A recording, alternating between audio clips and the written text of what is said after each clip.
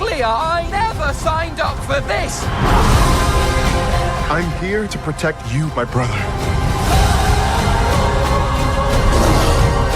Mufasa! This was a bad idea! We're alive! I did it! I saved us! You were saying?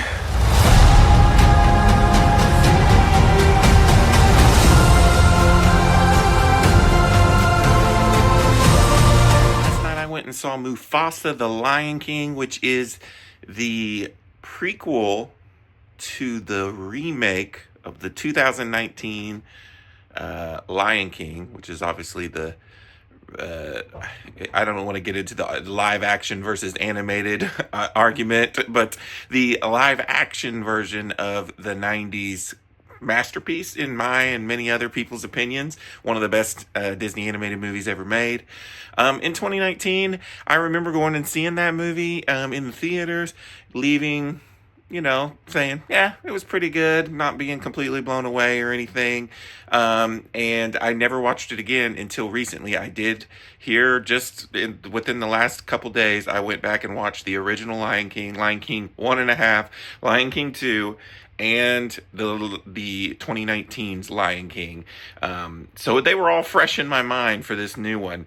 And I have some things to say about this movie. I will say that it has its issues, but I was not offended by it or anything.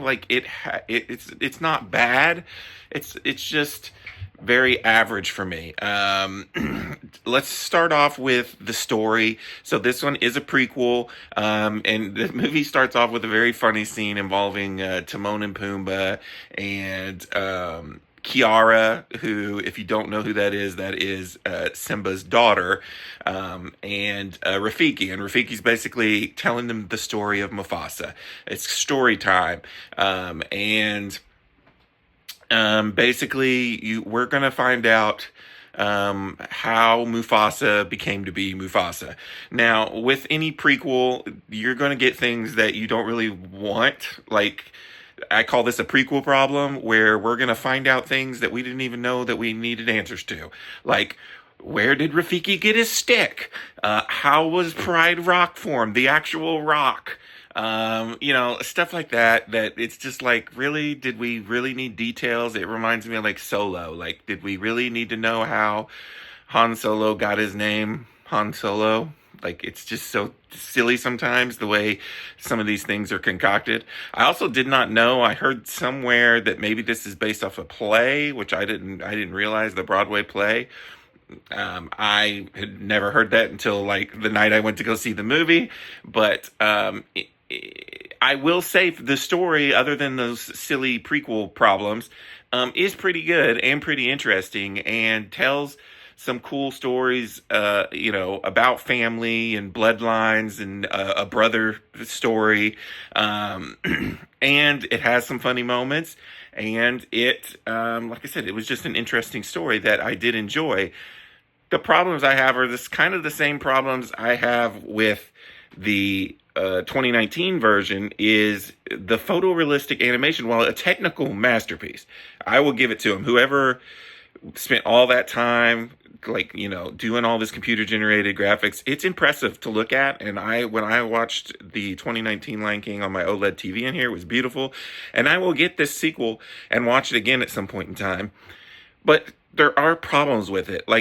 For me, the original animated is a better time at showing emotion in the faces and stuff, and it makes the talking animal part of the whole thing, I don't know, more believable. And also, that original 90s animation, it holds up. It looks great. As a matter of fact, I wish more movies looked like that sometimes. So that's my biggest problem. Is this is the same thing of where did we need this photorealistic animation? And people that did not like that originally are not going to like this movie for the exact same reasons. Some other problems, the score tries to mimic the Hans Zimmer score, and in those moments it's cool. And I did enjoy the score way more than I enjoyed the soundtrack, because that is another negative for me. Lin-Manuel Miranda is doing the music for this movie. And I know a lot of people, when they went and saw Moana 2, were like, well, the music's not as good, and it's probably because Lin-Manuel Miranda didn't come back. Well, honestly, I kind of like the music better, the songs in Moana 2 than this. So, and he did come. He chose this. So, none of the songs here are memorable or something I want to listen to again. I could not get into the songs part of the movie.